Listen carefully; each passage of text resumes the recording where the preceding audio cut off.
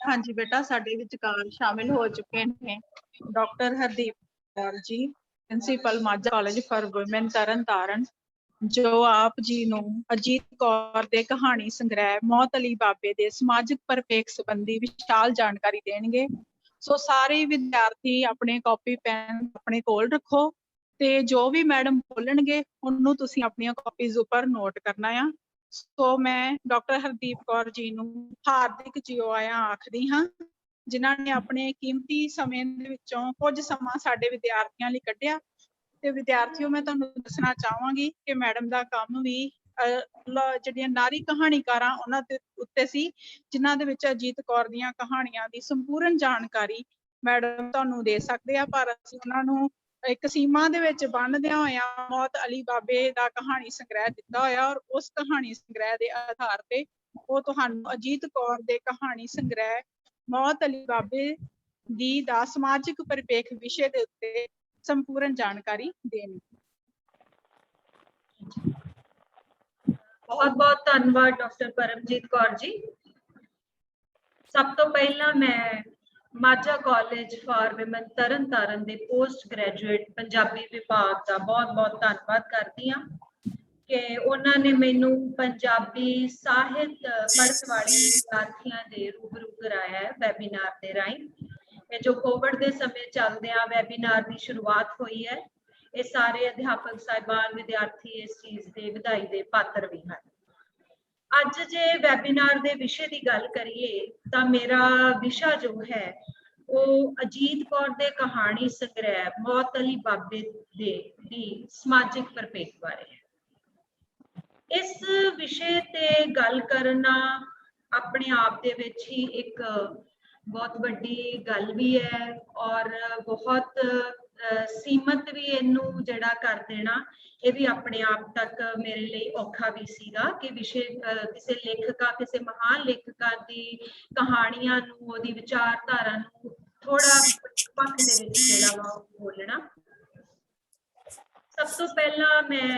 ये दसना चाहती हाँ भी ये कहानी संग्रह अजीत कौर का 5वां कहानी संग्रह आ, जिहदे विच कुल 13 कहानियां ने ते ये 1985 विच प्रकाशित होता है। जबकि इस तो पहला अजीत कौर के 4 कहानी संग्रह जिहड़े आ प्रकाशित हो चुके हैं। इसलिए इस विषय बारे गल करन तो पहला मेरा ये फर्ज बनता है कि तुहानू अजीत कौर के पूर्वले कहानी संग्रह उन्हां विच शामिल कहानियां जां समुचे तौर पर कह लो कि अजीत कौर की जिहड़ी साहित्यक दृष्टि है ਉਹਦੀ विचारधारा है ਜਾਂ ਉਹਦੀਆਂ कहानियां ਦੇ विषयां बारे पहला थोड़ा जानकारी ਜਿਹੜੀ ਆ ਉਹ ਦੇਵਾਂ ਤੇ ਫਿਰ मैं उसदे इस विषय तक ਜਿਹੜਾ ਉਹ ਪਹੁੰਚਾਂ। ਇਸ ਲਈ जेकर ਅਸੀਂ ਉਹਦੀ ਆਰੰਭਲੀ ਜਿਹੜੀ कहानी ਸਿਰਜਣਾਤਮਕਤਾ ਵਾ ਉਹਦੇ बारे ਉਹਦੀ ਸਾਹਿਤਕ दृष्टि विचारधारा बारे गल करिए ਤਾਂ अजीत कौर ਜਿਹੜੀ ਆ ਉਹ ਸਭ ਤੋਂ ਪਹਿਲਾਂ ਜਿਹੜੀ ਆ ਉਹ ਵਿਸ਼ੇਸ਼ ਕਰਕੇ ਔਰਤ ਮਰਦ ਦੇ ਸੰਬੰਧ ਕਿਹੜੇ ਸੰਬੰਧ ਔਰਤ ਮਰਦ ਦੇ ਜਿਹੜੇ ਸਰੀਰਕ ਜਿਨਸੀ ਸੰਬੰਧ ਹੈ ਉਹਨਾਂ ਵਿੱਚ ਦਰਪੇਸ਼ ਜਿਹੜੀਆਂ ਸਮੱਸਿਆਵਾਂ ਹੈ ਜਾਂ ਸਮਾਜ ਵਿੱਚ ਇਹ रिश्ता हटाउंदियां औरत मर्द संबंध जिहड़ा रिश्ता है ये हुंदियां एक औरत जिहड़ी आ उहनूं किहड़ियां समस्यावां दे विचों गुजरना पैंदा है उस चीज़ नूं लैके अजीत कौर जिहड़ी अपनी कहानी की शुरुआत करती है। जिथे पंजाबी कहानी के खेतर विच ये मन्निया जाता है कि बहुत बेबाकी नाल आजाद ख्यालां नाल ਅਜੀਤ ਕੌਰ ਜਿਹੜੀ ਆ ਉਹ ਇਹਨਾਂ ਸੰਬੰਧਾਂ ਨੂੰ ਖੁੱਲ ਕੇ ਆਪਣੀਆਂ ਕਹਾਣੀਆਂ ਵਿੱਚ ਬਿਆਨ ਜਿਹੜਾ ਉਹ ਕਰਦੀ ਹੈ। ਔਰ ਖਾਸ ਕਰਕੇ ਮਰਦ ਪ੍ਰਧਾਨ ਸਮਾਜ ਵਿੱਚ ਇਹ ਰਿਸ਼ਤਾ ਹੰਡਾਉਂਦਿਆਂ ਔਰਤ ਨੂੰ ਕਿਹੜੀਆਂ ਮੁਸ਼ਕਲਾਂ ਵਿੱਚੋਂ ਗੁਜ਼ਰਨਾ ਪੈਂਦਾ ਹੈ, ਜਾਂ ਔਰਤ ਜਿਹੜੀ ਆ ਉਹ ਕਿੱਥੇ ਕਿੱਥੇ ਮਰਦ ਦੀ ਲੁੱਟ ਖਸੁੱਟ ਦਾ ਸ਼ਿਕਾਰ ਹੁੰਦੀ ਹੈ, ਉਸ ਚੀਜ਼ ਨੂੰ ਹਰ ਕਹਾਣੀ 'ਚ ਆਪਣੀ ਵਿਸ਼ੇਸ਼ ਇੱਕ ਔਰਤ ਪਾਤਰ ਦੀ ਮਾਨਸਿਕਤਾ ਰਾਹੀਂ ਉਹਨੂੰ ਜਿਹੜਾ ਵਾ ਉਹ ਪੇਸ਼ ਕਰਦੀ ਹੈਗੀ। ਹੁਣ ਔਰਤ ਮਰਦ ਦੇ ਸੰਬੰਧ ਜਿਹੜੇ ਨੇ ਉਹ ਸਮਾਜ ਵਿੱਚ ਕਈ ਤਰ੍ਹਾਂ ਦੇ। ਔਰਤ ਮਰਦ ਦੇ ਸੰਬੰਧ ਖੂਨ ਦੇ ਰਿਸ਼ਤੇ ਵਾਲੇ ਵੀ ਨੇ, ਔਰਤ ਮਰਦ ਦੇ ਸੰਬੰਧ ਜਿਹੜੇ ਆ ਉਹ ਸਮਾਜਿਕ ਸੰਬੰਧ ਵਾਲੇ ਵੀ ਨੇ, ਤੇ ਔਰਤ ਮਰਦ ਦੇ ਰਿਸ਼ਤੇ ਜਿਹੜੇ ਆ ਉਹ ਕੁਝ ਜਿਹੜੇ ਆ ਜਿਨ੍ਹਾਂ ਨੂੰ ਸਮਾਜ ਜਿਹੜਾ ਵਾ ਉਹ ਨਾਜਾਇਜ਼ ਰਿਸ਼ਤੇ ਵੀ ਜਿਹੜੇ ਆ ਉਹ ਮੰਨਦਾ ਹੈ। ਤੇ ਜਦੋਂ ਅਜੀਤ ਕੌਰ ਇਹਨਾਂ ਰਿਸ਼ਤਿਆਂ ਵਿੱਚ ਵਿਚਰਦੀ ਹੋਈ ਆਪਣੇ ਪਾਤਰਾਂ ਦੀ ਮਾਨਸਿਕਤਾ ਰਾਹੀਂ, ਤਾਂ ਉਹਨੂੰ ਮਹਿਸੂਸ ਹੁੰਦਾ ਹੈ ਕਿ ਉਹ ਹਰ ਰਿਸ਼ਤੇ ਦੇ ਵਿੱਚ ਇਸ ਸਮਾਜ ਦੀ ਜਿਹੜੀ ਸਥਿਤੀ ਆ ਉਹਦੇ ਵਿੱਚ ਉਹ ਮਤਲਬ ਤਰਾਸਦੀ ਦੀ ਹੀ ਪਾਤਰ ਬਣਦੀ ਹੈ। ਮਤਲਬ ਔਰਤ ਨੂੰ ਹਰ ਰਿਸ਼ਤਾ ਜਦੋਂ ਭੋਗਦੀ ਹੈ ਜਾਂ ਨਿਭਾਉਂਦੀ ਹੈ ਤੇ ਉਹਦੇ ਵਿੱਚ ਮਰਦ ਉਹਨੂੰ ਤਿਰਸਕਾਰਦਾ ਹੀ ਹੈ। ਕੋਈ ਵੀ ਰਿਸ਼ਤਾ ਹੈ ਜੇਕਰ ਤੇ ਉਹ ਤਿਰਸਕਾਰੀ ਹੀ ਜਾਂਦੀ ਹੈ। ਮਰਦ ਹਮੇਸ਼ਾ ਉਹਨੂੰ ਮਰਦ ਜਿਹੜਾ ਵਾ ਉਹ ਆਪਣੀ ਪ੍ਰਧਾਨਤਾ ਦਾ ਜਿਹੜਾ ਵਾ ਉਹ ਦਿਖਾਉਂਦਾ ਹੈ, ਆਪਣੀ ਪ੍ਰਧਾਨਤਾ ਦੱਸਦਾ ਹੈ, ਤੇ ਉਹ ਜਿਹੜੀ ਆ ਉਹ ਤਰਾਸਦੀ ਦੀ ਪਾਤਰ ਜਿਹੜੀ ਉਹ ਬਣਦੀ ਹੈ ਤੇ ਹਮੇਸ਼ਾ ਉਹ ਇੱਕ ਤਰਸ ਦੀ ਪਾਤਰ ਬਣ ਕੇ ਹੋਏ ਜੀਵਨ ਜਿਹੜਾ ਵਾ ਉਹ ਬਤੀਤ ਕਰਦੀ ਹੈਗੀ। ਜਿੱਥੇ ਜੇਕਰ ਆਪਾਂ ਔਰਤ ਮਰਦ ਦੇ ਸੰਬੰਧਾਂ ਦੇ ਵਿੱਚ ਗੱਲ ਕਰਦੇ ਹਾਂ ਕਿ ਉਹ ਬੜੀ ਬੇਬਾਕੀ ਨਾਲ, ਜਿਸ ਤਰ੍ਹਾਂ ਇਹਦੇ ਨਾਲ ਹੀ ਜਿਹੜੀ ਜਾਂ ਇਹਨਾਂ ਤੋਂ ਪਹਿਲਾਂ ਸਮਕਾਲੀ ਪੰਜਾਬੀ ਇਸਤਰੀ ਲੇਖਿਕਾਵਾਂ ਨੇ ਬਹੁਤ ਵੱਡੀਆਂ ਜਿਹੜੀਆਂ ਜਿਨ੍ਹਾਂ ਦਾ ਅਸੀਂ ਨਾਮ ਲੈਂਦੇ ਹਾਂ, ਅਮਰਤਾ ਪ੍ਰੀਤਮ ਹੈ, ਦਲੀਪ ਕੌਰ ਟਿਵਾਣਾ ਹੈ, ਉਹਨਾਂ ਨਾਲੋਂ ਥੋੜੀ ਜਿਹੀ ਆਜ਼ਾਦ ਖਿਆਲਾਂ ਦੀ ਜਾਂ ਹਟ ਕੇ ਇਹ ਆਪਣੇ ਵਿਚਾਰ ਜਿਹੜਾ ਉਹ ਪੇਸ਼ ਕਰਦੀ ਹੈ, ਜਿਹਦੇ ਕਰਕੇ ਪੰਜਾਬੀ ਕਹਾਣੀ ਦੇ ਵਿੱਚ ਇਹਨੂੰ ਇੱਕ ਵਿਸ਼ੇਸ਼ ਸਥਾਨ ਵੀ ਜਿਹੜਾ ਵਾ ਉਹ ਮਿਲਦਾ ਹੈ। ਜਿਹਦਾ ਇੱਕ ਕਾਰਨ ਹੋਰ ਹੈਗਾ ਜਿਹੜਾ ਬੱਚੋ ਤੋਂ ਇਹਦੀਆਂ ਕਹਾਣੀਆਂ ਦਾ ਇੱਕ ਬਹੁਤ ਵਿਦਿਆਰਥੀ ਉਹ ਮਤਲਬ ਵਿਸ਼ਾ ਹੀ ਬਣ ਜਾਂਦਾ ਹੈ, ਜਿਹੜੀ ਇੱਕ ਟਰਮ ਬਣ ਜਾਂਦੀ ਹੈ, ਉਹ ਹੈਗੀ ਹੈ ਮਹਾਨਗਰੀ ਚੇਤਨਾ। ਕਿ ਜੇਕਰ ਇਹ ਮਤਲਬ ਇਹਨਾਂ ਵਿਸ਼ਿਆਂ ਨੂੰ ਤਾਂ ਹੀ ਪੇਸ਼ ਕਰ ਸਕੀਏ, ਇੱਕ ਮਹਾਨਗਰ ਦਿੱਲੀ ਦੀ ਰਹਿਣ ਵਾਲੀ ਲੇਖਿਕਾ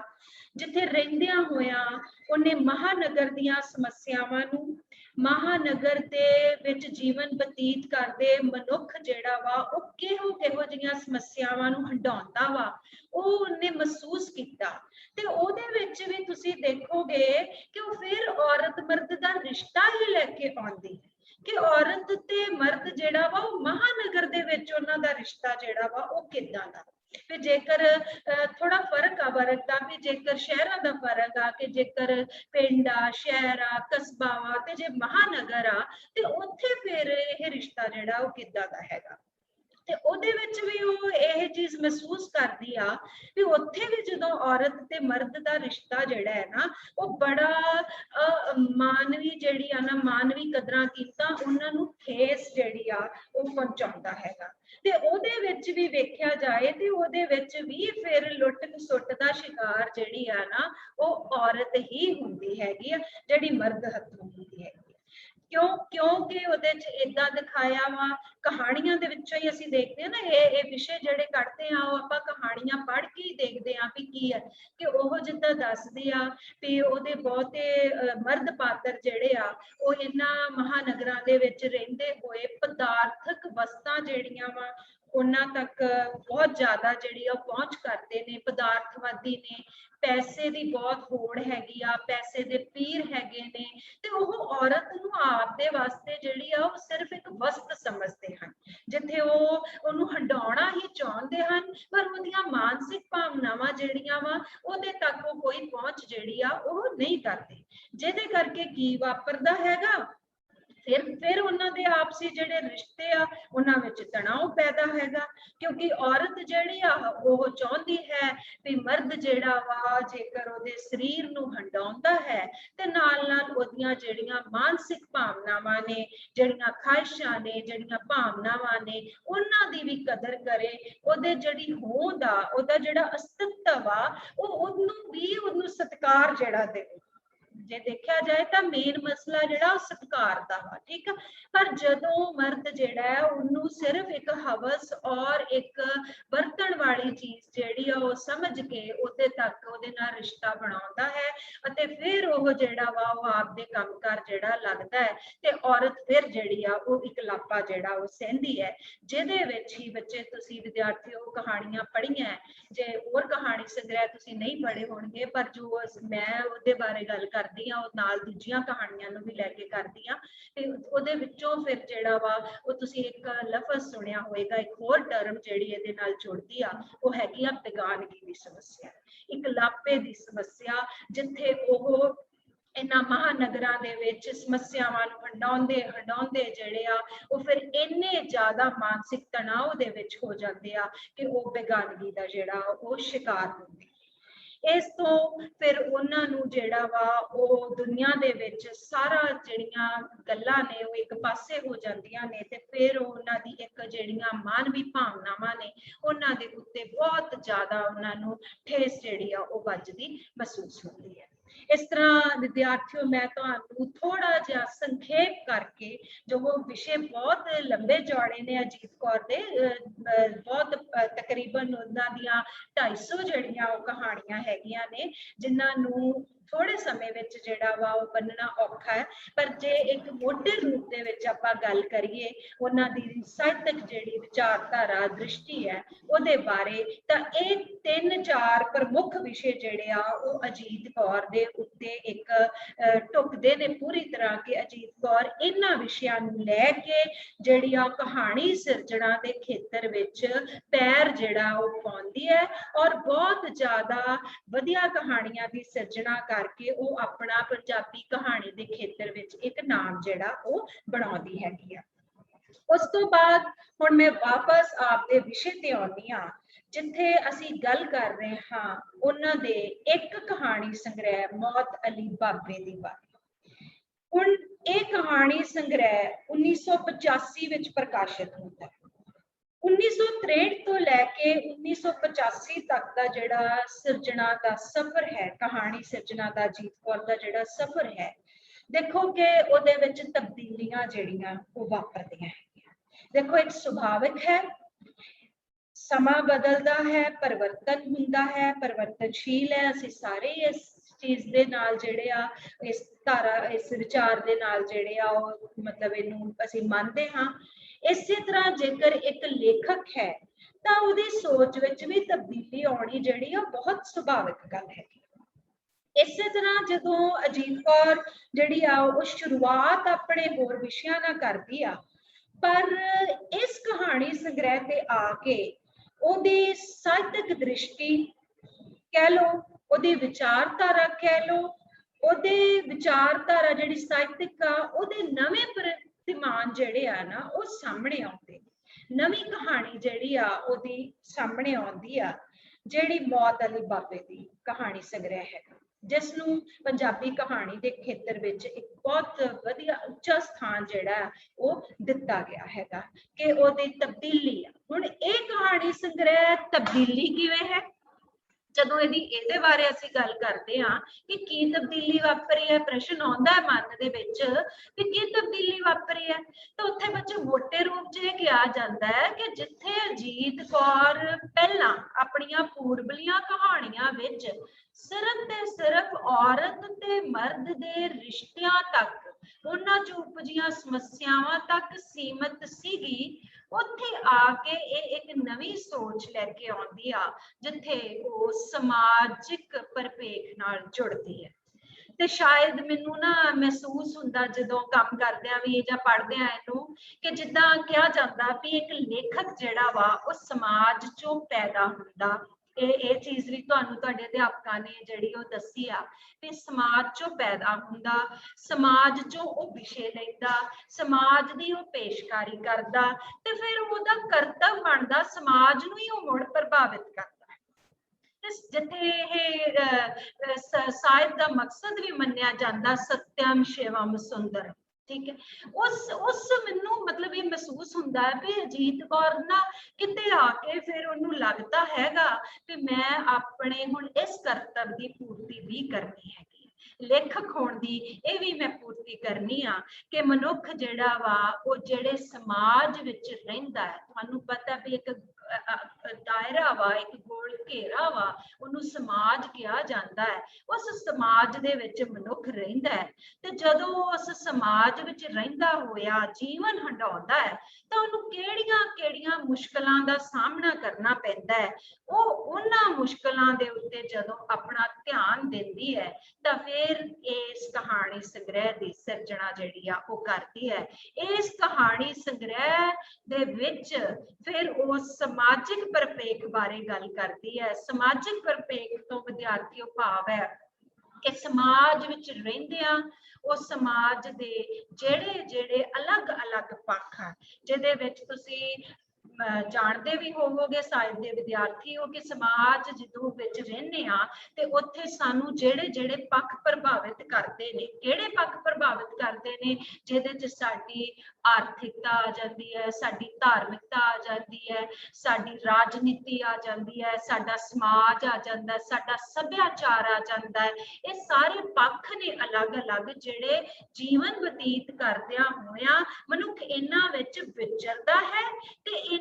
ਮਨੁੱਖ ਨੂੰ ਪ੍ਰਭਾਵਿਤ ਵੀ ਕਰਦੇ ਨੇ। ਹੁਣ ਅੱਜ ਅਸੀਂ ਜੀਵਨ ਬਤੀਤ ਕਰਦੇ ਆ, ਸਾਨੂੰ ਪਤਾ ਹੈਗਾ ਕਿ ਸਾਨੂੰ ਆਰਥਿਕਤਾ ਸਾਡੇ ਤੇ ਕਿੱਦਾਂ ਅਸਰ ਪਾਉਂਦੀ ਹੈ ਔਰ ਪਾ ਵੀ ਰਹੀ ਹੈ। ਸਾਡੀ ਰਾਜਨੀਤੀ ਹੈ ਸਮਾਜ ਚੋਂ ਸਾਡੇ ਤੇ ਕਿੱਦਾਂ ਅਸਰ ਪਾਉਂਦੀ ਹੈਗੀ ਆ, ਉੱਥੇ ਆਪਾਂ ਕਿੱਦਾਂ ਮਹਿਸੂਸ ਕਰਦੇ ਆ, ਉਦੋਂ ਸਾਡਾ ਜੀਵਨ ਜਿਹੜਾ ਵਾ ਉਹ ਕਿਸ ਤਰ੍ਹਾਂ ਦਾ ਹੁੰਦਾ, ਆਪਾਂ ਉਹਦੇ ਚ ਕਿਹੜੀਆਂ ਸਮੱਸਿਆਵਾਂ ਵਿੱਚੋਂ ਨਿਕਲਦੇ ਹੈਗੇ ਆ। ਤੇ ਹੁਣ ਜਦੋਂ ਅਸੀਂ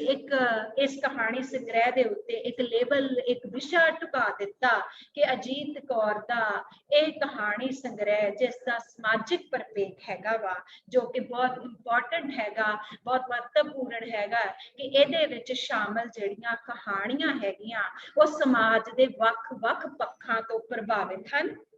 ਵੱਖ-ਵੱਖ ਪੱਖਾਂ ਨੂੰ ਪੇਸ਼ ਕਰਦੀਆਂ ਹਨ,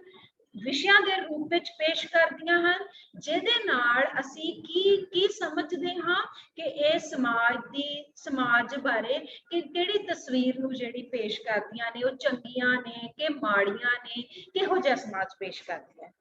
ਤੇ ਜਦੋਂ ਅਸੀਂ ਇਹਨਾਂ ਕਹਾਣੀਆਂ ਨੂੰ ਪੜ੍ਹ ਕੇ, ਹੁਣ ਮੈਂ ਇੱਕ ਕਹਾਣੀ ਵਿਦਿਆਰਥੀਓ ਮਤਲਬ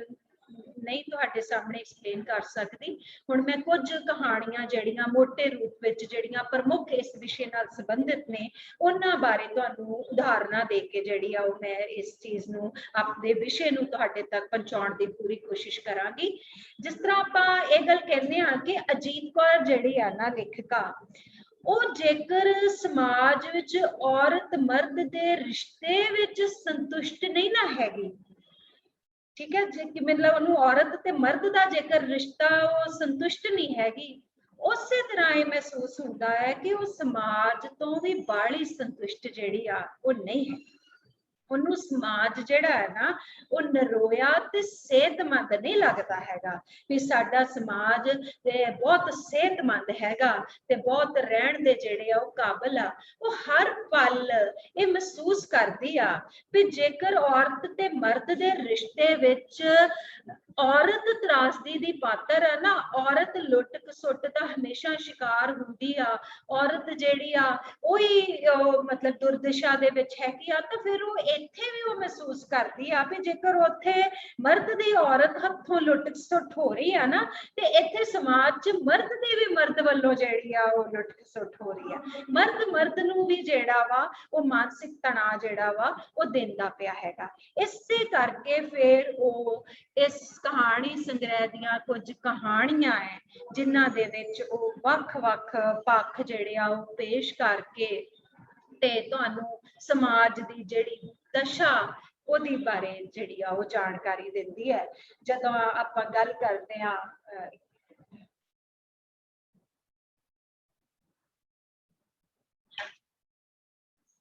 जिस तरह असी ओदी इस कहानी संग्रह की प्रमुख कहानी जिहड़ी आ वो मौत अली बाबे की है। ओदा पात्र हैगा राम लाल, जिहड़ा जिहदी खुदकुशी तो कहानी शुरू हुंदी है कि वो खुदकुशी कर लैंदा है। हुण वो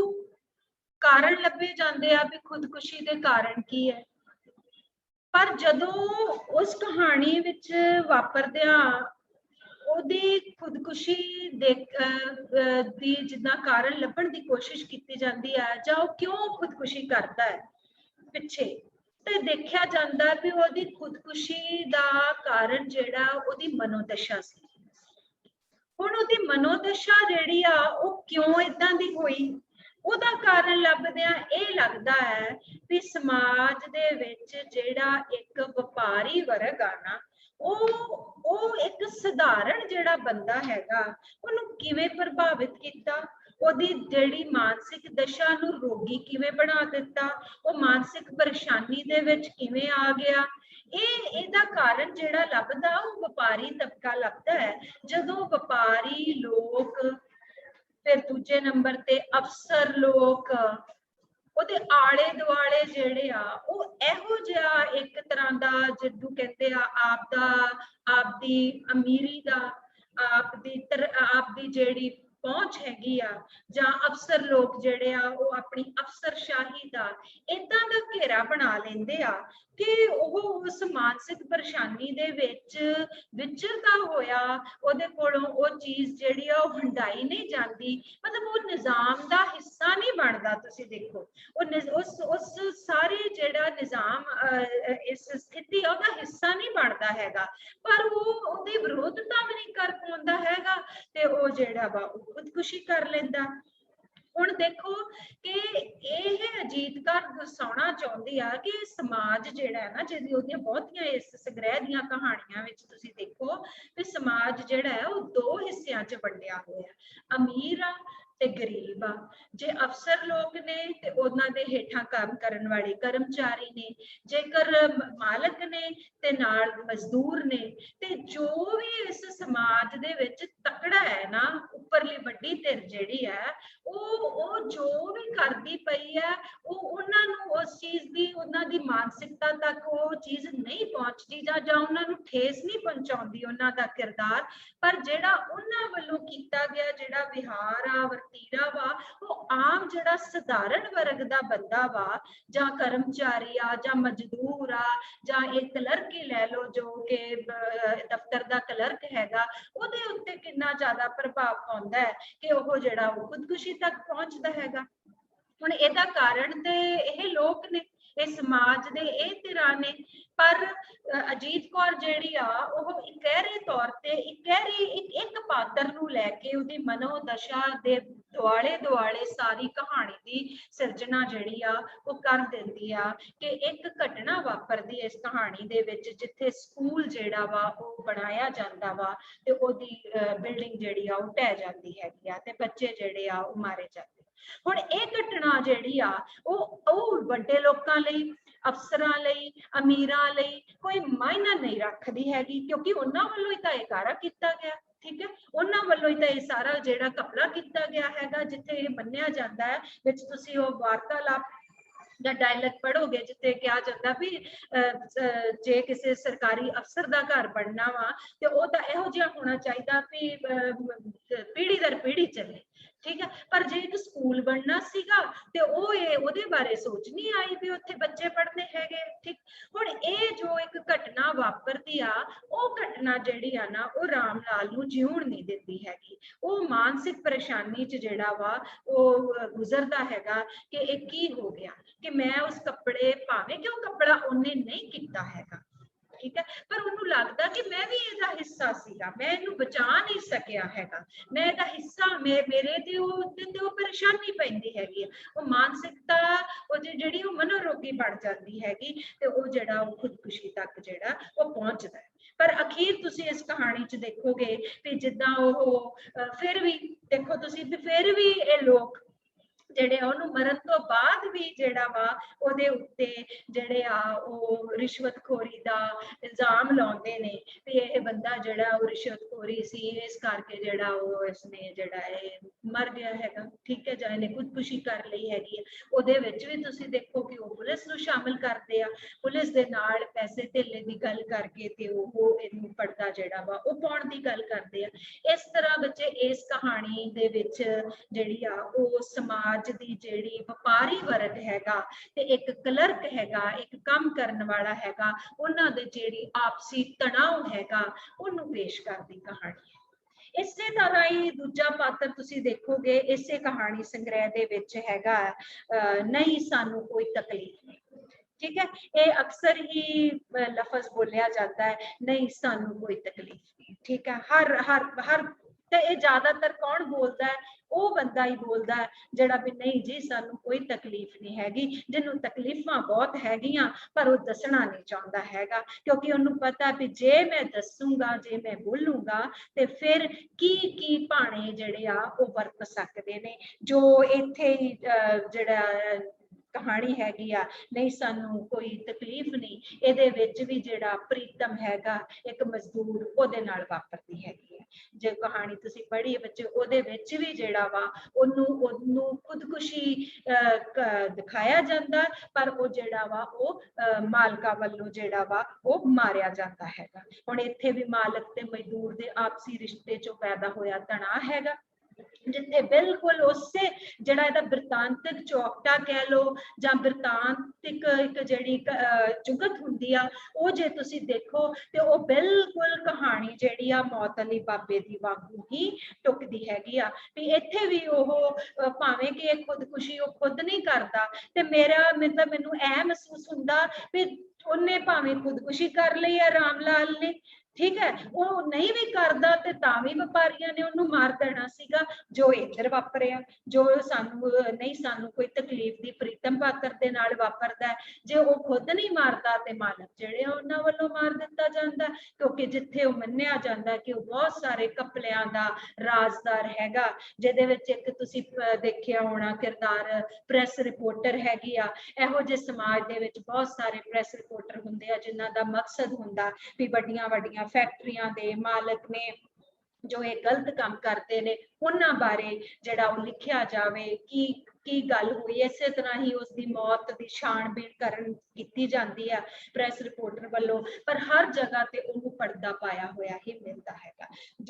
ਜਿੱਥੇ ਜਿੱਥੇ ਵੀ ਉਹ ਕੋਸ਼ਿਸ਼ ਕਰਦੀ ਆ, ਜਿਹੜੇ ਲੋਕਾਂ ਨਾਲ ਵੀ ਉਹ ਮਿਲਣ ਦੀ ਕੋਸ਼ਿਸ਼ ਕਰਦੀ ਆ, ਉੱਥੇ ਹੀ ਉਹਨੂੰ ਜਿਹੜਾ ਵਾ ਕੋਈ ਸੱਚਾਈ ਲੱਭਦੀ ਨਹੀਂ, ਪਰ ਉਹ ਆਪ ਹੀ ਮਹਿਸੂਸ ਕਰਦੀ ਹੈਗੀ ਆ ਵੀ ਇਹਦੇ ਨਾਲ ਜ਼ਰੂਰ ਕੋਈ ਮਾੜੀ ਘਟਨਾ ਵਾਪਰੀ ਹੈ, ਇਹ ਮਰਿਆ ਨਹੀਂ ਹੈ, ਇਹਨੂੰ ਮਾਰਿਆ ਗਿਆ ਹੈਗਾ। ਪਰ ਇੱਥੇ ਵੀ ਮਾਲਕ ਜਿਹੜੇ ਆ ਉਹ ਅਫਸਰਸ਼ਾਹੀ ਨਾਲ ਮਿਲ ਕੇ, ਇੱਥੇ ਵੀ ਉਹ ਪੁਲਿਸ ਨਾਲ ਮਿਲ ਕੇ ਜਿਹੜਾ ਇਹ ਸਾਰੇ ਕੁਛ ਨੂੰ ਖੁਦਕੁਸ਼ੀ ਹੀ ਸਾਬਤ ਕਰਨ ਤੇ ਲੱਗੇ ਰਹਿੰਦੇ ਹੈਗੇ ਆ। ਤੇ ਜਦੋਂ ਅਖੀਰ ਉਹ ਆਪ ਉਹਦੇ ਘਰਦਿਆਂ ਨੂੰ ਮਿਲਦੀ ਆ, ਉਹਦੇ ਬੁੱਢੇ ਪਿਓ ਨੂੰ ਮਿਲਦੀ ਆ, ਉਹਦੇ ਭਰਾ ਨੂੰ ਮਿਲਦੀ ਆ ਤੇ ਉਹਨਾਂ ਨੂੰ ਪੁੱਛਦੀ ਆ ਤੇ ਉਹ ਕਹਿ ਦਿੰਦੇ ਆ ਕਿ ਨਹੀਂ ਸਾਨੂੰ ਕੋਈ ਤਕਲੀਫ ਨਹੀਂ ਹੈਗੀ। ਹੁਣ ਇਹਦਾ ਕਾਰਨ ਕੀ ਆ ਬੱਚੇ ਸਾਨੂੰ ਨਹੀਂ ਕੋਈ ਤਕਲੀਫ ਹੈਗੀ? ਇਹੋ ਕਹਿਣ ਦਾ ਵੀ ਜੇ ਕੁਝ ਅਸੀਂ ਦੱਸਾਂਗੇ ਤੇ ਪਤਾ ਨਹੀਂ ਸਾਡੇ ਨਾਲ ਵੀ ਕੀ ਵਾਪਰ ਜਾਣਾ ਹੈਗਾ, ਕਿ ਸਾਡੇ ਨਾਲ ਵੀ ਕੀ ਹੋਣੀ ਹੈਗੀ, ਇਸ ਕਰਕੇ ਚੁੱਪ ਰਹਿਣਾ ਜਿਹੜਾ ਉਹ ਠੀਕ ਮੰਨ ਲਿਆ ਜਾਂਦਾ। ਤੇ ਇੱਥੇ ਅਜੀਤ ਕੌਰ ਨਾ ਇੱਕ ਦੋਨਾਂ ਕਹਾਣੀਆਂ ਦੇ ਵਿੱਚ ਨਾ ਇੱਕ ਸਧਾਰਨ ਬੰਦੇ ਦੀ ਸਮਾਜ ਦੇ ਵਿੱਚ ਕੀ ਸਥਿਤੀ ਹੈਗੀ ਆ ਉਹਨੂੰ ਪੇਸ਼ ਕਰਦੀ ਆ ਵੀ ਕਿਸ ਤਰ੍ਹਾਂ ਉਹ ਲੁੱਟ ਖਸੁੱਟ ਦਾ ਉੱਪਰਲੇ ਵਰਗ ਵੱਲੋਂ, ਉੱਪਰਲਾ ਵਰਗ ਬੱਚੇ ਵਿਦਿਆਰਥੀਓ ਕੋਈ ਵੀ ਹੋ ਸਕਦਾ, ਉੱਪਰਲਾ ਵਰਗ ਅਮੀਰ ਹੈ, ਉੱਪਰਲਾ ਵਰਗ ਜਿਹੜਾ ਉਹ ਅਫਸਰ ਨੇ, ਉੱਪਰਲਾ ਵਰਗ ਜਿਹੜੇ ਆ ਉਹ ਨੇਤਾ ਨੇ, ਉੱਪਰਲੇ ਵਰਗ ਦੇ ਵਿੱਚ ਬਹੁਤ ਸਾਰੀਆਂ ਜਿਹੜੀਆਂ ਹੋਰ ਵੀ ਪੱਖ ਜਿਹੜੇ ਆਉਂਦੇ ਨੇ, ਇਹ ਜਿਹੜੇ ਮੈਂ ਤੁਹਾਨੂੰ ਦੱਸੇ ਪ੍ਰਮੁੱਖ ਨੇ, ਇਹਨਾਂ ਦੇ ਹੱਥੋਂ ਉਹ ਕਿੱਥੇ ਕਿੱਥੇ ਸ਼ਿਕਾਰ ਹੁੰਦਾ ਤੇ ਉਹ ਜਦੋਂ ਸ਼ਿਕਾਰ ਹੁੰਦਾ ਤੇ ਉਹ ਬੱਚੇ ਉਹਦਾ ਜੀਵਨ ਹੀ ਬਦਲ ਜਾਂਦਾ, ਉਹ ਉਹਨਾਂ ਦਾ ਜੀਵਨ ਹੀ ਜਿਹੜਾ ਤਹਿਸ ਨਹਿਸ ਹੋ ਜਾਂਦਾ ਵਾ, ਕਿਉਂਕਿ ਉਹ ਕੁਝ ਕਰ ਵੀ ਨਹੀਂ ਸਕਦੇ। ਪਰ ਇੱਕ ਸਧਾਰਨ ਬੰਦਾ ਜਿਹੜਾ ਹੈ ਨਾ, ਉਹ ਹਮੇਸ਼ਾ ਆਪਣੇ ਮਨ ਤੇ ਲਗਾਉਂਦਾ ਵਾ ਠੇਸ, ਤੇ ਉਹਦੇ ਨਾਲ ਉਹਦਾ ਜੀਵਨ ਕਿੱਦਾਂ ਬਦਲਦਾ ਵਾ, ਕੀ ਉਹਨਾਂ ਦੀ ਤਰਾਸਦੀ ਹੋ ਜਾਂਦੀ ਆ, ਕਿੰਨੀਆਂ ਦੋਵਾਂ ਨਾਲ ਮਾੜੀਆਂ ਘਟਨਾਵਾਂ ਜਿਹੜੀਆਂ ਹੋ ਜਾਂਦੀਆਂ ਨੇ, ਦੋਵੇਂ ਮੌਤ ਦੇ ਵੱਲ ਜਿਹੜੇ ਆ ਉਹ ਚਲੇ ਜਾਂਦੇ ਨੇ। ਪਰ ਇਸ ਦੇ ਨਾਲ ਕਿਤੇ ਵੀ ਕਿਸੇ ਸਮਾਜ ਨੂੰ ਜਿਹੜਾ ਉਹ ਕੋਈ ਫਰਕ ਜਿਹੜਾ ਉਹ ਨਹੀਂ ਪੈਂਦਾ। ਇਸ ਤਰ੍ਹਾਂ ਅਜੀਤ ਕੌਰ ਜਿਹੜੀ ਆ, ਇਹ ਬਹੁਤ ਦੋ ਪ੍ਰਮੁੱਖ ਕਹਾਣੀਆਂ ਨੇ ਜਿਨ੍ਹਾਂ ਦੇ ਵਿੱਚ ਉਹ ਵਪਾਰੀ ਲੋਕਾਂ ਦੀ, ਅਫਸਰਾਂ ਦੀ ਤੇ ਅਮੀਰ ਲੋਕਾਂ ਦੀ ਜਿਹੜੀ ਧੱਕੇਸ਼ਾਹੀ ਆ ਗਰੀਬ ਲੋਕਾਂ ਦੇ ਪ੍ਰਤੀ, ਉਸ ਨੂੰ ਇਹ ਜਿਹੜਾ ਵਾ ਉਹ ਪ੍ਰਗਟਾਉਂਦੀ ਹੈਗੀ ਹੈ। ਇਸ ਤੋਂ ਬਾਅਦ ਅਸੀਂ ਜਦੋਂ ਇਹ ਦੋ ਕਹਾਣੀਆਂ ਮੈਂ ਮੇਲ ਦਿੱਤੀਆਂ ਨਾਲ ਨਾਲ, ਕਿਉਂਕਿ ਦੋਹਾਂ ਦੇ ਵਿਸ਼ੇ ਜਿਹੜੇ ਆ ਉਹ ਬਿਲਕੁਲ ਸੇਮ ਲੱਗਦੇ ਨੇ। ਇੱਕ ਤੀਜੀ ਕਹਾਣੀ ਹੋਰ ਹੈਗੀ ਆ ਜਿਹੜੀ, ਜਿਹਦੇ ਵਿੱਚ ਬਾਹਲਾ ਮਤਲਬ ਜਿਹਨੂੰ ਕਹਿੰਦੇ ਆ ਵੀ ਸਮੱਸਿਆ ਏਦਾਂ ਦੀ ਨੂੰ ਨਹੀਂ ਲਿਆ ਗਿਆ, ਪਰ ਅਮੀਰ ਲੋਕਾਂ ਦਾ ਜਿਹੜਾ ਕਿਰਦਾਰ ਆ ਤੇ ਅਮੀਰ ਲੋਕਾਂ ਦਾ ਜਿਹੜਾ ਵਿਹਾਰ ਆ ਨਾ, ਉਹਨੂੰ ਜ਼ਰੂਰ ਪੇਸ਼ ਕੀਤਾ ਗਿਆ ਹੈਗਾ। ਜਿਹਦੇ ਵਿੱਚ ਆਪਣੇ ਆਂਦੀ ਆ ਕਹਾਣੀ ਤੁਹਾਡੀ ਨਿਊ ਈਅਰ ਕਹਾਣੀ ਹੈ ਨਾ। ਉਹਦੇ ਵਿੱਚ ਤੁਸੀਂ ਦੇਖੋ ਕਿ ਅਮੀਰ ਵਰਗ ਜਿਹੜਾ ਵਾ ਉਹ ਕਿਸ ਤਰ੍ਹਾਂ ਉਹਨਾਂ ਦਾ ਕਿਰਦਾਰ ਕਿੱਦਾਂ ਦਾ ਹੁੰਦਾ ਵਾ। ਵੀ ਨਿਊ ਈਅਰ ਆਉਂਦਾ ਵਾ, ਥੋੜਾ ਮੈਂ ਸੰਖੇਪ ਕਰਕੇ ਦੱਸ ਰਹੀ ਹਾਂ, ਵੀ ਨਿਊ ਈਅਰ ਆਉਂਦਾ ਹੈ ਤੇ ਉਹ ਨਿਊ ਈਅਰ ਦੇ ਉੱਤੇ ਇੱਕ ਸ਼ਾਨਦਾਰ ਪਾਰਟੀਆਂ ਜਿਹੜੀਆਂ ਉਹ ਕਰਨਾ ਚਾਹੁੰਦੇ ਆ, ਉਹ ਤੋਹਫੇ ਦਿੰਦੇ ਆ ਇੱਕ ਦੂਜੇ ਨੂੰ, ਔਰ ਏਦਾਂ ਉਹ ਨਿਊ ਈਅਰ ਨੂੰ ਜਿਹੜਾ ਵਾ ਉਹ ਮਨਾਉਂਦੇ ਹੈਗੇ ਆ। ਸਾਰੀ ਕਹਾਣੀ ਦੇ ਵਿੱਚ ਜਿਹੜਾ ਉਹ ਦੱਸਿਆ ਜਾਂਦਾ ਹੈ। ਪਰ ਦੂਜੇ ਪਾਸੇ ਇੱਥੇ ਜਿਹੜਾ ਨਿਊ ਈਅਰ ਦਾ ਹੀ ਵਿੱਚ ਕਹਾਣੀ ਦਾ ਇੱਕ ਪਾਤਰ ਆ, ਫਿਰ ਕਲਰਕ ਜਿਹੜਾ ਦਾ ਨਾਮ ਹੈਗਾ ਕਪੂਰ ਸਿੰਘ, ਉਹ ਇਹਨਾਂ ਦੇ ਨਾਲ ਆਪਣੇ ਵਪਾਰੀ ਜਿਹੜੇ ਲੋਕ ਆ ਜਾਂ ਦਫ਼ਤਰ ਦੇ ਜਿਹੜੇ ਮਾਲਕ ਆ ਉਹਨਾਂ ਦੇ ਨਾਲ ਰਹਿੰਦਾ ਵਾ, ਸਾਰਾ ਕੁਝ ਵੇਖਦਾ ਵਾ, ਪਰ ਉਹ ਉਹਦੇ ਕੋਲੋਂ ਵੀ ਉਹਦਾ ਹਿੱਸਾ ਨਹੀਂ ਬਣਿਆ ਚਾਹੁੰਦਾ। ਪਰ ਜਦੋਂ ਉਹਨੂੰ ਇੱਕ ਨਿਊ ਈਅਰ ਵਾਲੇ ਦਿਨ ਤੋਹਫੇ ਵਜੋਂ ਸ਼ਰਾਬ ਦੀ ਬੋਤਲ ਮਿਲਦੀ ਆ, ਤੇ ਉਹ ਫਿਰ ਆਪਦੇ ਦੋਸਤ ਦੇ ਨਾਲ ਬਹਿ ਕੇ ਜਦੋਂ ਉਹਨੂੰ ਪੀਂਦਾ ਹੈ, ਤਾਂ ਜਿਹੜਾ ਵਾਰਤਾਲਾਪ ਜਾਂ ਵਿਅੰਗ ਜਿਹੜਾ ਹੈ ਉਹਦੀ ਘਰਵਾਲੀ ਕਰਦੀ ਹੈ ਨਾ, ਉਹਦੇ ਤੋਂ ਫਿਰ ਉਹਦੀਆਂ ਘਰ ਦੀ ਸਥਿਤੀ, ਉਹਦੀਆਂ ਜਿਹੜੀਆਂ ਆਰਥਿਕ ਸਮੱਸਿਆਵਾਂ ਨੇ ਨਾ, ਉਹਦੇ ਬਾਰੇ ਪਤਾ ਲੱਗਦਾ ਹੈ ਕਿ ਕਿਸ ਤਰ੍ਹਾਂ ਇੱਕ ਪਾਸੇ ਅਮੀਰ ਲੋਕ ਨੇ ਇਸ ਸਮਾਜ ਦੇ ਵਿੱਚ, ਉਹਨਾਂ ਦੀ ਰਹਿਣੀ ਬਹਿਣੀ ਕਿਸ ਤਰ੍ਹਾਂ ਦੀ ਆ, ਉਹਨਾਂ ਦੀ ਸੋਚ ਕਿਸ ਤਰ੍ਹਾਂ ਦੀ ਆ, ਤੇ ਇੱਕ ਪਾਸੇ ਗਰੀਬ ਆ ਬੰਦਾ ਜਿਹੜਾ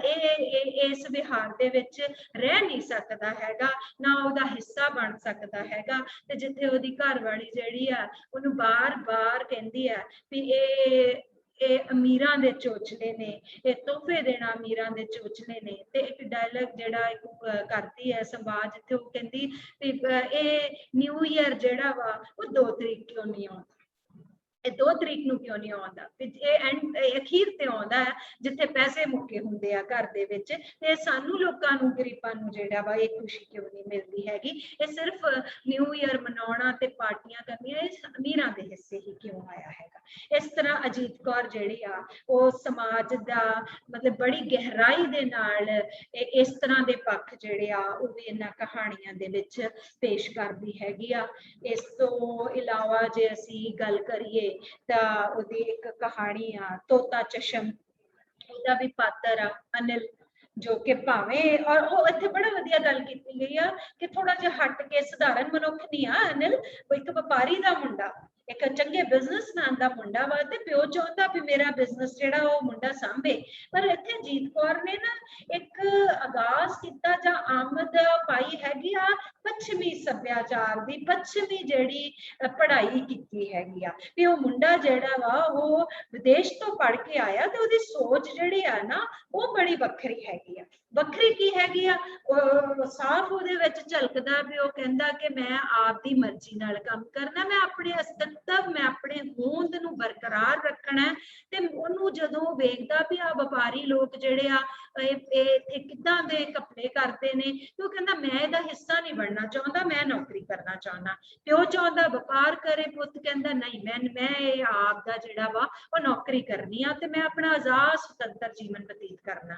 ਤਾਂ ਉਹ ਕਰਦਾ ਵੀ ਹੈ, ਉਹ ਨੌਕਰੀ ਕਰਨ ਦੀ ਕੋਸ਼ਿਸ਼ ਕਰਦਾ, ਨੌਕਰੀ ਲੈਂਦਾ ਹੈ। ਤੇ ਜਦੋਂ ਉਹਨੂੰ ਪਤਾ ਲੱਗਦਾ ਹੈ ਵੀ ਇਹ ਨੌਕਰੀ ਉਹਦੇ ਪਿਓ ਤੋਂ ਮਿਲੀ ਹੈ, ਪਿਓ ਦੀ ਸਿਫਾਰਿਸ਼ ਨਾਲ ਮਿਲੀ ਹੈ, ਤਾਂ ਬੱਚੇ ਉਹਦਾ ਵਿਦਿਆਰਥੀਓ ਮਨ ਜਿਹੜਾ ਹੈ ਨਾ ਉਹ ਬਹੁਤ ਉਹਨੂੰ ਠੇਸ ਪਹੁੰਚਦੀ ਹੈ ਤੇ ਉਹ ਨੌਕਰੀ ਛੱਡ ਦਿੰਦਾ, ਕਹਿੰਦਾ ਮੈਂ ਇਹੋ ਜਿਹੀ ਨੌਕਰੀ ਜਿਹੜੀ ਆ ਉਹ ਨਹੀਂ ਕਰਨੀ ਹੈਗੀ। ਤਾਂ ਫਿਰ ਇਹ ਵੀ ਇੱਕ ਸਮਾਜਿਕ ਸਾਡਾ ਦਿਖਾਇਆ ਵੀ ਕੋਈ ਕੰਮ ਵੀ ਕਰਨਾ ਹੈ ਤੇ ਉਹ ਰਿਸ਼ਵਤ ਦੇ ਨਾਲ ਹੁੰਦਾ ਹੈ, ਜਾਂ ਤੁਸੀਂ ਕਹਿ ਲਓ ਕਿ ਕੋਈ ਨੌਕਰੀ ਵੀ ਲੈਣੀ ਹੈਗੀ ਤੇ ਉਹ ਵੀ ਕਿਸੇ ਦੇ ਕਹਿਣ ਤੇ ਕਿਸੇ ਨੂੰ ਨੌਕਰੀ ਜਿਹੜੀ ਆ ਉਹ ਮਿਲਦੀ ਪਈ ਆ, ਤੇ ਉਹ ਇਹ ਭਾਰ ਸਹਿਣ ਨਹੀਂ ਕਰਦਾ ਤੇ ਉਹ ਕਹਿੰਦਾ ਮੈਂ ਆਜ਼ਾਦ ਰਹਿਣਾ, ਜਿੱਥੇ ਉਹ ਪੰਛੀਆਂ ਨੂੰ ਘਰ 'ਚ ਪਾਲਦਾ ਤੇ ਆਪਣਾ ਅਸਤਿਤਵ ਜਿਹੜਾ ਵਾ ਆਪਣੀ ਹੋਂਦ ਨੂੰ ਬਰਕਰਾਰ ਰੱਖਣਾ ਚਾਹੁੰਦਾ। ਪਰ ਉਦੋਂ ਉਹਨੂੰ ਹੋਰ ਵੱਡੀ ਠੇਸ ਜਿਹੜੀ ਆ ਪਹੁੰਚਦੀ ਆ ਜਦੋਂ ਉਹਦੇ ਪਰਿਵਾਰ ਵਾਲੇ ਉਹਦੇ ਪੰਛੀਆਂ ਨੂੰ ਜਿਹੜਾ ਉਹ ਮਰਵਾ ਦਿੰਦੇ। ਤੇ ਜਦੋਂ ਪੰਛੀ ਮਰਦੇ ਆ ਤੇ ਪਰਿਵਾਰ ਦੇ ਹੱਥੋਂ ਹੀ ਦੇਖੋ ਕਿ ਭਾਵਨਾਵਾਂ ਨੂੰ ਖਤਮ ਕੀਤਾ ਜਾ ਰਿਹਾ। ਕਿਹੜੀਆਂ ਭਾਵਨਾਵਾਂ ਨੂੰ ਖਤਮ ਕੀਤਾ ਜਾ ਰਿਹਾ? ਆਜ਼ਾਦੀ ਦੀਆਂ, ਸੁਤੰਤਰ ਜੀਵਨ ਬਤੀਤ ਕਰਨ ਦੀ ਭਾਵਨਾ ਜਿਹੜੀ ਉਹ ਲੜਕੇ ਦੇ ਵਿੱਚ ਹੈਗੀ ਆ, ਜਿੱਥੇ ਉਹਦੀ ਵੀ ਮੇਰੀ ਵੀ ਆਪ ਦੀ ਕੋਈ ਹੋਂਦ ਹੈਗੀ, ਮੇਰੀ ਵੀ ਆਪ ਦੀ ਕੋਈ ਜ਼ਿੰਦਗੀ ਆ, ਮੈਂ ਉਹਨੂੰ ਉਹਦੇ ਤਰੀਕੇ ਨਾਲ ਜਿਉਣਾ ਚਾਹੁੰਦਾ ਵਾਂ, ਉੱਥੇ ਉਹਨੂੰ ਖਤਮ ਕੀਤਾ ਜਾਂਦਾ ਹੈਗਾ। ਇਸ ਤਰ੍ਹਾਂ ਪਰਿਵਾਰਕ ਰਿਸ਼ਤੇ ਜਿਹੜੇ ਆ ਉਹ ਟੁੱਟਦੇ ਨੇ ਤੇ ਪਰਿਵਾਰਕ ਰਿਸ਼ਤਿਆਂ ਦੇ ਵਿੱਚ ਅਨਿਲ ਜਿਹੜਾ ਵਾ ਉਹਨੂੰ ਠੇਸ ਜਿਹੜੀ ਆ ਉਹ ਪਹੁੰਚਦੀ ਆ। ਇਸ ਤਰ੍ਹਾਂ ਅਜੀਤ ਕੌਰ ਜਿਹੜੇ ਆ ਉਹ ਉਸ ਪਾਤਰ ਰਾਹੀਂ ਕਹਿ ਰਹੇ ਅਨਿਲ ਦੇ ਕਿਰਦਾਰ ਦੇ ਰਾਹੀਂ ਮਾਨਸਿਕਤਾ ਜਿਹੜੀ ਆ ਉਹਨੂੰ ਪੇਸ਼ ਕਰਦੀ ਹੈਗੀ ਹੈ। ਇਸ ਤੋਂ ਬਾਅਦ ਇੱਕ ਮੈਂ ਬਹੁਤ ਸੰਖੇਪ ਦੇ ਵਿੱਚ ਕਹਾਣੀ ਦੱਸਦੀ ਹਾਂ, ਝੂਠ ਕਹਾਣੀ। ਠੀਕ ਹੈ, ਹੁਣ ਝੂਠ ਕਹਾਣੀ ਦੇ ਵਿੱਚ ਥੋੜਾ ਜਿਹਾ ਸਮਾਜਿਕ ਨਾਲੋਂ ਜਿਹੜੇ ਦੋ ਪੱਖ ਨੇ, ਰਾਜਨੀਤਿਕ ਪੱਖ, ਉਹਨੂੰ ਉਹ ਪੇਸ਼ ਕਰਦੀ ਆ। ਤੇ ਜਿਹਦੇ ਵਿੱਚ ਝੂਠ ਕਹਾਣੀ ਦੇ ਵਿੱਚ ਸਤਿਆ ਨਾਰਾਇਣ ਪਾਤਰ ਹੈਗਾ ਕਿ ਕਿਸ ਤਰ੍ਹਾਂ ਉਹ ਪੀਏ ਮੰਤਰੀ ਦਾ ਬਣਦਾ ਹੈਗਾ ਤੇ ਉਹ ਬਾਅਦ ਪਹਿਲਾਂ ਪੀਏ ਆ ਫਿਰ ਮੰਤਰੀ ਬਣਦਾ ਹੈਗਾ, ਤੇ ਪਰ ਉਹ ਹੈਗਾ ਜਿਹੜਾ ਵਾ ਉਹ ਛੋਟੀ ਜਾਤ ਦਾ ਹੈਗਾ, ਛੋਟੀ ਜਾਤ ਨਾਲ ਸੰਬੰਧਿਤ ਆ। ਤੇ ਪਰ ਇਸ ਸਮਾਜ ਦੇ ਇਸ ਕਹਾਣੀ 'ਚ ਨਾ ਦੋ ਪੱਖ, ਇੱਕ ਰਾਜਨੀਤੀ ਨਾਲ ਸੰਬੰਧਿਤ ਜਿਹੜੇ ਨੇਤਾ ਲੋਕ ਨੇ ਉਹਨਾਂ ਦੇ ਕਿਰਦਾਰ ਨੂੰ ਪੇਸ਼ ਕੀਤਾ ਗਿਆ ਵੀ ਇਹਨਾਂ ਦਾ ਵਿਹਾਰ, ਇਹਨਾਂ ਦਾ ਆਪ ਦਾ ਨਿੱਜੀ ਕਿਰਦਾਰ ਕਿੱਦਾਂ ਦਾ ਹੁੰਦਾ, ਕਿੱਦਾਂ ਇਹ ਨੇਤਾ ਬਣਦੇ ਨੇ, ਤੇ ਉਸ ਤੋਂ ਨੇਤਾ ਬਣਨ ਤੋਂ ਬਾਅਦ ਇਹਨਾਂ ਦਾ ਆਪ ਦੀ ਨਿੱਜੀ ਜ਼ਿੰਦਗੀ ਕਿੱਦਾਂ ਦੀ ਹੁੰਦੀ ਆ, ਉਹਨੂੰ ਪੇਸ਼ ਕੀਤਾ ਗਿਆ। ਤੇ ਨਾਲ ਹੀ ਇੱਕ ਜਾਤ ਦੀ ਜਿਹੜੀ ਵੱਡੀ ਸਮੱਸਿਆ ਹੈਗੀ ਆ ਉਹਨੂੰ, ਕਿ ਉਹ ਨੇਤਾ ਵੀ ਬਣ ਗਿਆ ਸਤਿਆ ਨਾਰਾਇਣ, ਪਰ ਇੱਕ ਮੰਤਰੀ ਦੂਜਾ ਜਿਹੜਾ ਹੈ ਨਾ ਉਹ ਇੱਕ ਦਿਨ ਇੱਕ ਗੱਲ ਕਹਿ ਕੇ ਉਹਨੂੰ ਤੇ ਉਹਦੀ ਜਾਤ ਛੋਟੀ ਜਾਤ ਹੋਣ ਦਾ ਉਹਨੂੰ ਅਹਿਸਾਸ ਜਿਹੜਾ ਵਾ ਉਹ ਕਰਾ ਦਿੰਦਾ ਹੈ। ਇਸ ਤਰ੍ਹਾਂ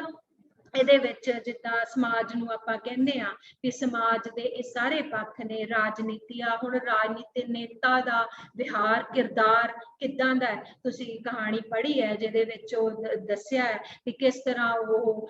ਛੁੱਟੀਆਂ ਦੇ ਵਿੱਚ ਇਹ ਐਸ਼ ਕਰਨ ਜਾਂਦੇ ਨੇ ਤੇ ਜਿੱਥੇ ਫਿਰ ਔਰਤ ਨੂੰ ਹੰਡਾਉਣ ਦੀ ਵਸਤ ਹੀ ਸਮਝ ਕੇ ਤੇ ਉਹਦੇ ਨਾਲ ਸੰਬੰਧ ਬਣਾਉਂਦੇ ਆ, ਤੇ ਜਿੱਥੇ ਉਹ ਦੂਜਾ ਮੰਤਰੀ ਜਿਹੜਾ ਉਹ ਸਤਿਆ ਨਾਰਾਇਣ ਨੂੰ ਕਹਿੰਦਾ ਵੀ ਪਹਿਲਾਂ ਮੈਂ ਇਸ ਦੇ ਨਾਲ ਔਰਤ ਨਾਲ ਸੰਬੰਧ ਬਣਾਉਣੇ ਆ ਕਿਉਂਕਿ ਮੈਂ ਝੂਠ ਨਹੀਂ ਲੈਣੀ,